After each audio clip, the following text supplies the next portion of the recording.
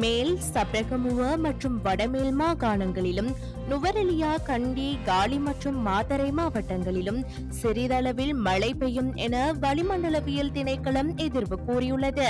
ஊவா மாகாணத்திலும் அம்பாறை மற்றும் மட்டக்களப்பு மாவட்டங்களிலும் சில இடங்களில் பிற்பகலில் அல்லது இரவில் மழையோ அல்லது இடியுடன் கூடிய மழையோ பெய்யக்கூடிய சாத்தியம் காணப்படுவதாகவும் அத்திணைக்களம் வெளியிட்டுள்ள அறிக்கையில் தெரிவிக்கப்பட்டுள்ளது.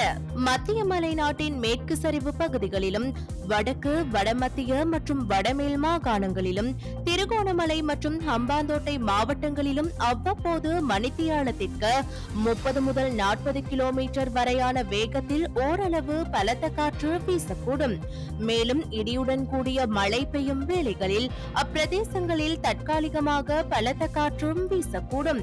மின்னல் தாக்கங்களினால் ஏற்படக்கூடிய பாதிப்புகளை குறைத்துக் கொள்ள தேவையான முன்னெச்சரிக்கை நடவடிக்கைகளை எடுத்துக் கொள்ளுமாறு வளிமண்டலவியல் திணைக்களம் அறிவுறுத்தியுள்ளது.